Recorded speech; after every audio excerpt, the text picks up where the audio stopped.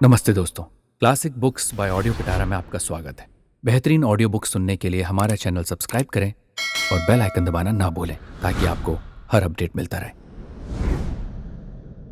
Welcome to audio पिटारा। आप सुन रहे हैं टॉल्स्टॉय की कहानियां मेरी यानी कृष्ण उपाध्याय की आवाज में। क्षमादान। दिल्ली नगर में भागीरथ नाम का एक युवक सौदागर रहता था। वहां उसकी अपनी 2 दुकानें और एक रहने का मकान था। वो सुंदर था। उसके बाल कोमल, चमकीले और घुंघराले थे। वो हंसोड़ और गाने का बड़ा प्रेमी था। युवावस्था में उसे मद्य पीने की बान पड़ गई थी। अधिक पी जाने पर कभी कभी हल्ला भी मचाया करता था, परंतु विवाह कर लेने पर मद्य पीना छोड़ दिया था। गर्मी में एक समय वो कुंभ पर गंगा जाने को तैयार हो अपने बच्चों और स्त्री से विदा मांगने के लिए आया।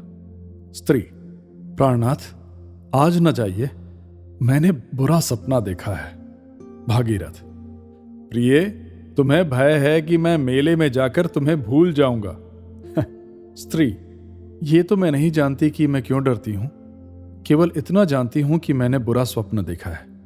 मैंने देखा है कि जब तुम घर लौटे हो तो तुम्हारे बाल श्वेत हो गए हैं। भागीरथ: ये तो शगुन है। देख लेना, मैं सारा माल बेच मेले से तुम्हारे लिए अच्छी अच्छी चीजें लाऊंगा। ये कह गाड़ी पर बैठ वो चल दिया। आधी दूर जाकर उसे एक सौदागर मिला जिससे उसकी जान पहचान थी। वो दोनों रात को एक ही सराय में ठहरे। संध्या समय भोजन कर पास की कोठरियों में सो गए। भागीरथ को सवेरे जाग उठने का अभ्यास था। उसने ये विचार करके कि ठंडे ठंडे राह चलना सुगम होगा, मुंह अंधेरे उठ गाड़ी तैयार कराई और भटियारे के दाम चुकाकर चलता बना। 25 कोस जाने पर घोड़ों को आराम देने के लिए एक सराय में ठहरा और आंगन में बैठकर सितार बजाने लगा। अचानक एक गाड़ी आई। पुलिस का एक कर्मचारी और 2 सिपाही उतरे। कर्मचारी उसके समीप आकर पूछने लगा कि तुम कौन हो और कहां से आए हो। ये सब कुछ बतलाकर बोला कि आइए भोजन कीजिए, परंतु कर्मचारी बार बार यही पूछता था कि तुम रात को कहां ठहरे थे, अकेले थे या कोई साथ था, तुमने साथी को आज सवेरे देखा या नहीं, तुम मुंह अंधेरी क्यों चले आए। भागीरथ को अचंभा हुआ कि बात क्या है, ये प्रश्न क्यों पूछे जा रहे हैं। बोला, आप तो मुझसे इस बात ही पूछ रहे हैं जैसे मैं कोई चोर या डाकू हूं। मैं तो गंगा स्नान करने जा रहा हूं, आपको मुझसे क्या मतलब है। कर्मचारी: मैं इस प्रांत का पुलिस अफसर हूं और यह प्रश्न इसलिए करता हूं कि जिस सौदागर के साथ तुम कल रात सराय में सोए थे वो मार डाला गया। हम तुम्हारी तलाशी लेने आए हैं। ये कहकर वो उसके असबाब की तलाशी लेने लगा। एकाएक थैले में से एक छुरा निकला। वो खून से भरा हुआ था। ये देख भागीरथ डर गया। कर्मचारी: ये छुरा किसका है, इस पर खून कहां से लगा। भागीरथ चुप रह गया था। उसका कंठ रुक गया। हिचकता हुआ कहने लगा, मेरा नहीं है, मैं नहीं जानता। कर्मचारी: आज सवेरे हमने देखा कि वो सौदागर गला कटे चारपाई पर पड़ा है। कोठरी अंदर से बंद थी, सिवाय तुम्हारे भीतर कोई न था। अब ये खून से भरा हुआ छुरा इस थैले में से निकला है। तुम्हारा मुख ही गवाही दे रहा है। बस तुमने ही उसे मारा है। बतलाओ किस तरह मारा और कितने रुपए चुराए हैं। भागीरथ ने सौगंध खाकर कहा, मैंने सौदागर को नहीं मारा। भोजन करने के पीछे फिर मैंने उसे नहीं देखा। मेरे पास अपने 8,000 रुपए हैं और ये छुरा मेरा नहीं है। परंतु उसकी बातें उखड़ी हुई थीं। मुख पीला पड़ गया था और वो पापी की भांति भय से कांप रहा था। पुलिस अफसर ने सिपाहियों को हुक्म दिया कि इसकी मुस्कें कसकर गाड़ी में डाल दो। जब सिपाहियों ने उसकी मुस्कें कसी तो वो रोने लगा।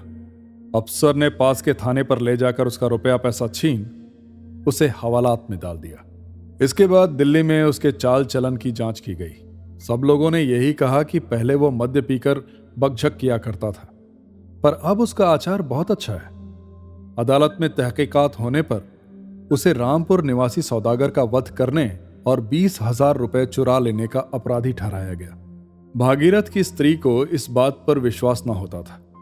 उसके बालक छोटे छोटे थे। एक तो अभी दूध पीता था।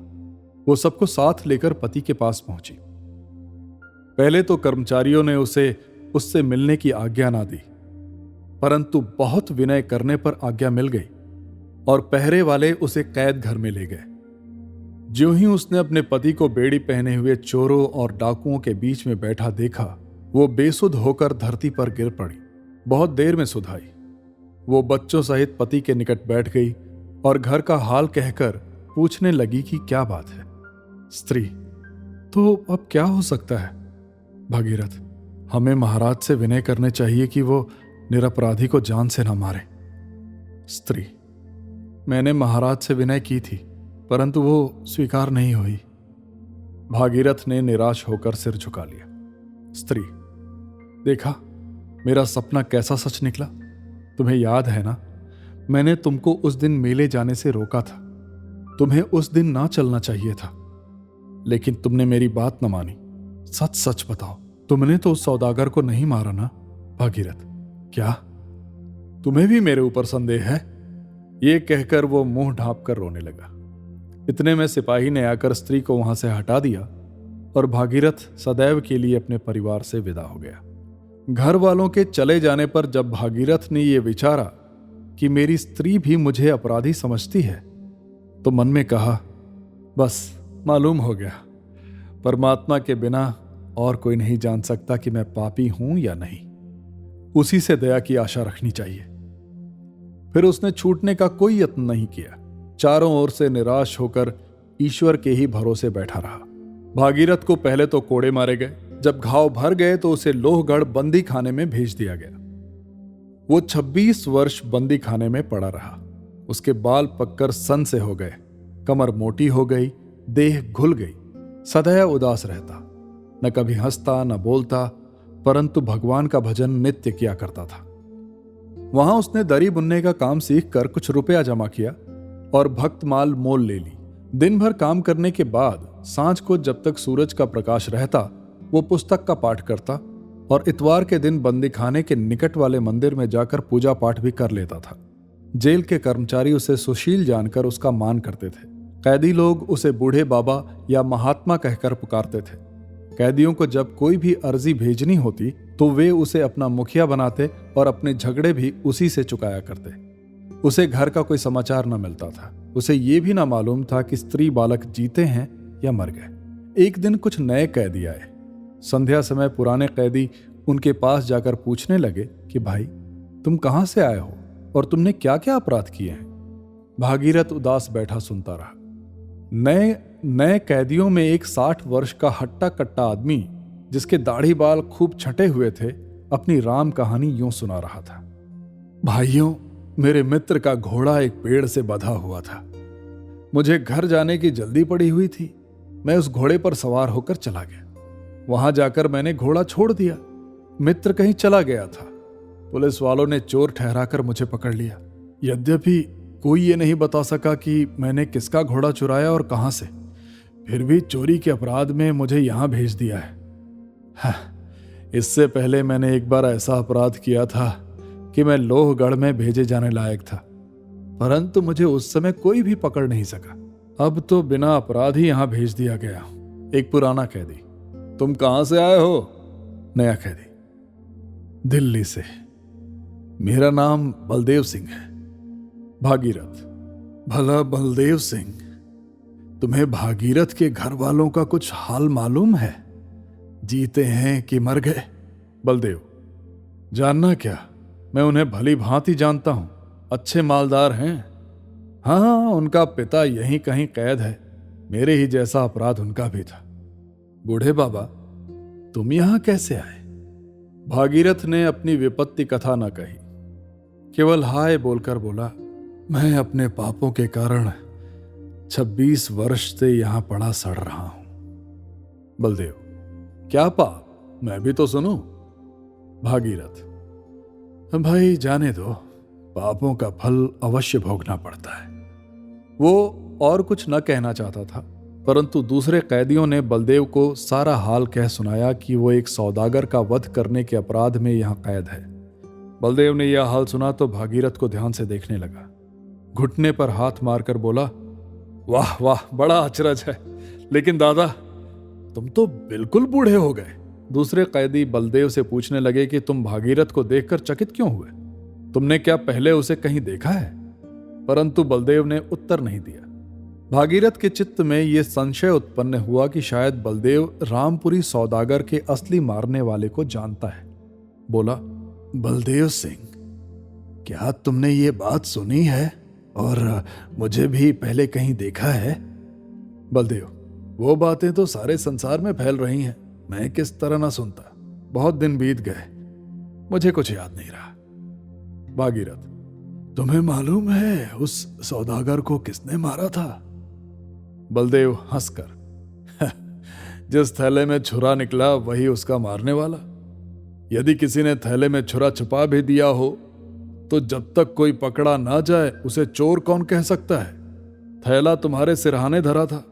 यदि कोई दूसरा पास आकर छुरा थैले में छिपाता तो तुम अवश्य जाग उठते। ये बातें सुनकर भागीरथ को निश्चय हो गया कि सौदागर को इसी ने मारा है। वो उठकर वहां से चल दिया, पर सारी रात जागता रहा। दुख से उसका चित्त व्याकुल हो रहा था। उसे अनेक प्रकार की बातें याद आने लगी। पहली, स्त्री की उस समय की सूरत दिखाई दी जब वो उसे मेले में जाने को मना कर रही थी। ऐसा जान पड़ा कि वो सामने ही खड़ी है। उसकी बोली और हंसी तक सुनाई दी। फिर बालक दिखाई पड़े। फिर युवावस्था की याद आई। कितना प्रसन्नचित्त था, कैसा आनंद के द्वार पर बैठा सितार बजाया करता था। फिर वो सराय दिखाई दी जहां वो पकड़ा गया था। तब वो जगह सामने आई जहां उस पर कोड़े लगे थे। फिर बेड़ी और बंदी खाना, फिर बुढ़ापा और 26 वर्ष का दुख। ये सब बातें उसकी आंखों में फिरने लगी। वो इतना दुखी हुआ कि जी में आया कि अभी प्राण दे दूं। हाय, इस बलदेव चांडाल ने ये क्या किया? मैं तो अपना सारा सर्वनाश करके भी इससे बदला अवश्य लूंगा। सारी रात भजन करने पर भी उसे शांति नहीं हुई। दिन में उसने बलदेव को देखा तक नहीं। 15 दिन बीत गए। भागीरथ की ये दशा थी कि न रात को नींद न दिन को चैन। क्रोधाग्नि में जल रहा था। एक रात वो जेलखाने में टहल रहा था कि उसने कैदियों के सोने के चबूतरे के नीचे से मिट्टी गिरते देखी। वो वहीं ठहर गया कि देखूं मिट्टी कहां से आ रही है। सहसा बलदेव चबूतरे के नीचे से निकल आया और भय से कांपने लगा। भागीरथ आंखें मूंदकर आगे जाना चाहता था कि बलदेव ने उसका हाथ पकड़ लिया और बोला, देखो, मैंने जूतों में मिट्टी भर के बाहर फेंक कर यह सुरंग लगाई है। चुप रहना, मैं तुमको यहां से भगा देता हूं। फिर शोर करोगे तो जेल के अफसर मुझे जान से मार डालेंगे, परंतु याद रखो कि तुम्हें मार कर मरूंगा, यूं नहीं मरता। भागीरथ अपने शत्रु को देखकर क्रोध से कांप उठा और हाथ छुड़ाकर बोला, मुझे भागने की इच्छा नहीं, और मुझे मारे तो तुम्हें 26 वर्ष हो चुके हैं। रही यह हाल प्रकट करने की बात, जैसी परमात्मा की आज्ञा होगी वैसा होगा। अगले दिन जब कैदी बाहर काम करने गए तो पहरे वालों ने सुरंग की मिट्टी बाहर पड़ी देख ली। खोज लगाने पर सुरंग का पता चल गया। हाकिम सब कैदियों से पूछने लगे। किसी ने ना बतलाया, क्योंकि वे जानते थे कि यदि बतला दिया तो बलदेव मारा जाएगा। अफसर भागीरथ को सत्यवादी जानते थे। उससे पूछने लगे, बूढ़े बाबा, तुम सच्चे आदमी हो, सच बताओ कि यह सुरंग किसने लगाई है? बलदेव पास ही ऐसे खड़ा था कि कुछ जानता ही नहीं। भागीरथ के होंठ और हाथ कांप रहे थे। चुपचाप विचार करने लगा कि जिसने मेरा सारा जीवन नाश किया उसे क्यों छिपाऊं? दुख का बदला दुख, उसे अवश्य भोगना चाहिए, परंतु बतला देने पर फिर वो बच नहीं सकता। शायद ये सब मेरा भ्रम मात्र हो। सौदागर को किसी और ने ही मारा हो। यदि इसने ही मारा तो इसे मरवा देने से मुझे क्या लाभ होगा? अफसर, बाबा चुप क्यों हो गए? बतलाते क्यों नहीं? भागीरथ, मैं कुछ नहीं बतला सकता, आप जो चाहें सो करें। हाकिम ने बार बार पूछा, परंतु भागीरथ ने कुछ भी नहीं बतलाया। बात टल गई। उसी रात भागीरथ जब अपनी कोठरी में लेटा हुआ था, बलदेव चुपके से भीतर आकर बैठ गया। भागीरथ ने देखा और कहा, बलदेव सिंह, अब क्या चाहते हो? यहां तुम क्यों आए? बलदेव चुप रहा। भागीरथ, तुम चाहते क्या हो? यहां से चले जाओ, नहीं तो मैं पहरे वालों को बुला लूंगा। बलदेव पांव पकड़कर, भागीरथ मुझे क्षमा करो, क्षमा करो। भागीरथ, क्यों? बलदेव, मैंने उस सौदागर को मारकर छुरा तुम्हारे थैले में छिपाया था। मैं तुम्हें भी मारना चाहता था, परंतु बाहर से आहट हो गई। मैं छुरा थैले में रखकर भाग निकला। भागीरथ चुप हो गया, कुछ नहीं बोला। बलदेव, भाई भागीरथ, भगवान के वास्ते मुझ पर दया करो, मुझे क्षमा करो। मैं कल अपना अपराध अंगीकार कर लूंगा। तुम छूट कर अपने घर चले जाओगे। भागीरथ, बातें बनाना सहज है। 26 वर्ष से इस दुख को देखो। अब मैं कहां जा सकता हूं? स्त्री मर गई, लड़के भूल गए, अब तो मेरा कहीं ठिकाना ही नहीं है। बलदेव धरती से माथा फोड़ रो रो कर कहने लगा, मुझे कोड़े लगने पर भी इतना कष्ट नहीं हुआ था जो अब तुम्हें देखकर हो रहा है। तुमने दया करके सुरंग की बात नहीं बतलाई। क्षमा करो, क्षमा करो, मैं अत्यंत दुखी हो रहा हूं। ये कहकर बलदेव धाड़ मारकर रोने लगा। भागीरथ के नेत्रों से भी जल की धारा बह निकली। बोला, पूर्ण परमात्मा तुम पर दया करे। कौन जाने कि मैं अच्छा हूं अथवा तुम अच्छे हो। मैंने तुम्हें क्षमा किया। अगले दिन बलदेव सिंह ने स्वयं कर्मचारियों के पास जाकर सारा हाल सुनाकर अपना अपराध मान लिया। परंतु भागीरथ को छोड़ देने का जब परवाना आया तो उसका देहांत हो चुका था। अभी तक आप सुन रहे थे टॉल्स्टॉय की कहानियां। ऐसी और कहानियां और ऑडियो बुक्स फ्री में सुनने के लिए डाउनलोड कीजिए ऑडियो पिटारा का ऑफिशियल ऐप। दोस्तों, आपको ये कहानी कैसी लगी हमें ज़रूर बताइएगा। लाइक और कमेंट कीजिए और अपने दोस्तों के साथ ये कहानी ज़रूर शेयर कीजिए। Thank you so much. Audio पिटारा सुनना जरूरी है।